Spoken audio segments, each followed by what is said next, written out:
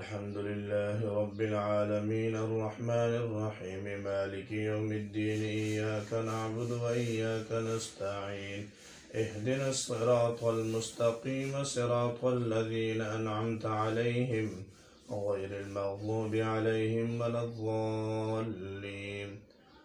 هل أتى على الإنسان حين من الدهر لم يكن شيئا مذكورا إنا خلقنا الإنسان من نطفة أمشاج نبتليه فجعلناه سميعا بصيرا إنا هديناه السبيل إما شاكرا وإما كفورا إنا أعتدنا للكافرين سلاسل وأغلالا وسعيرا إن الأبرار يشربون من كأس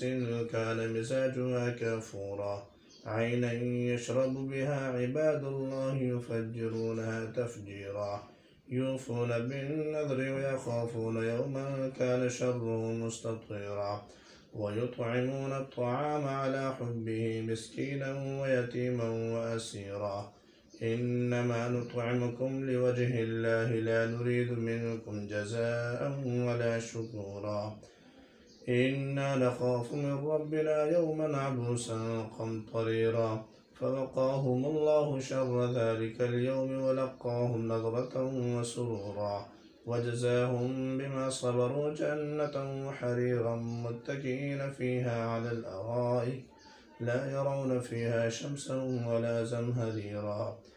ودانية عليهم ظلالها وذللت قطوفها تذليلا ويطاف عليهم بآنية من فضة وأكواب كانت قوارير من فضة قدروها تقديرا ويسقون فيها كأسا كان مزاجها زنجبيلا عينا فيها تسمى سلسبيلا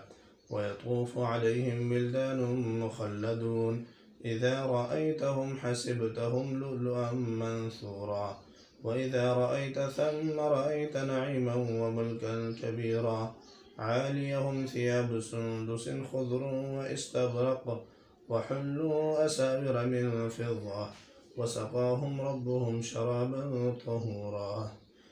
إن هذا كان لكم جزاء وكان سعيكم مشكورا إنا نحن نزلنا عليك القرآن تنزيلا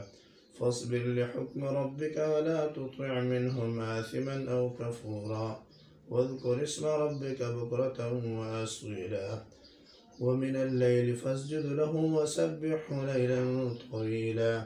إن هؤلاء يحبون العاجلة ويذرون وراءهم يوما ثقيلا